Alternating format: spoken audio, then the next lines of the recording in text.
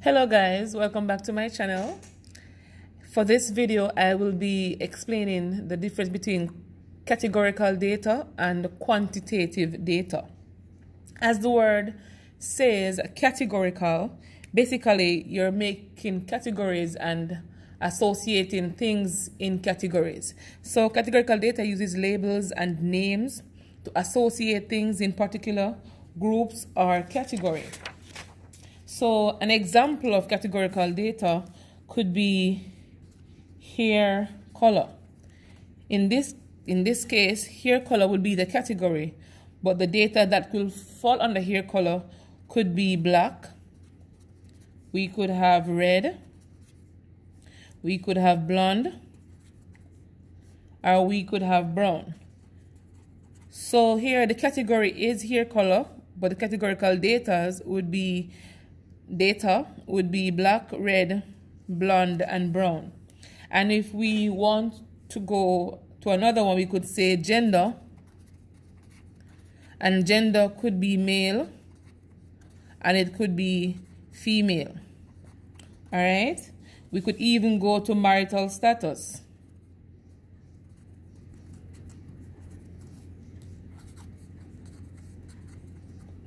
It could be single. It could be married, it could be divorced, and the list goes on. So basically guys, the category, here we have three categories. The first one is hair color, second is gender, and the third category here is marital status. Under each category you have categorical data, basically describing what subgroups could actually fall under each of the above mentioned categories. Alright guys, and so with categorical data, sometimes you will have numbers attached to them, but it's very important to know that these numbers are not classified as quantitative. Let me give you an example of that. So let's go for phone, what do you call it again? The phone code, meaning the state that you live in. So if you live in North Carolina, your state code would be 828, depending on where you live. All right, but it's a number, but it's falling under the category of the phone code or whatever name they call. But in my term, like, I'm gonna use the word phone code. So 828. If you live in South Carolina, you will be 843. If you live in Jamaica, it would be 876.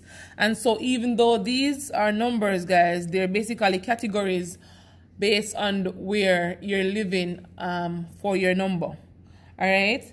So let's move on to quantitative data.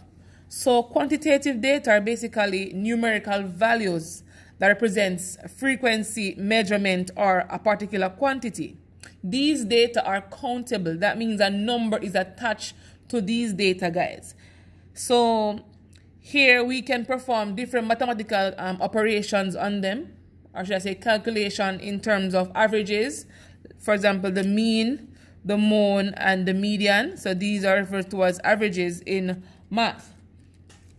So if we have the categories, so let's go again for the hair color. And we say we have black, we have blonde, we have brown, and we had red, right? So this is the category, hair color, categorical data. So if we want to know how many persons have black hair, we're gonna have to count them, right? And so here is where the frequency comes in. And once the frequency comes in, guys, the quantity is being measured. If you're going to be doing it by counting or multiplication or whatever it may be. But in this case, let's say we have 10 persons with black hair, 5 with blonde hair, 6 with brown hair, and 1 with red hair. So these numbers that are attached to the side here are known as the quantitative data values. And so these represent frequency. And so for each categorical data, we have corresponding frequency for them.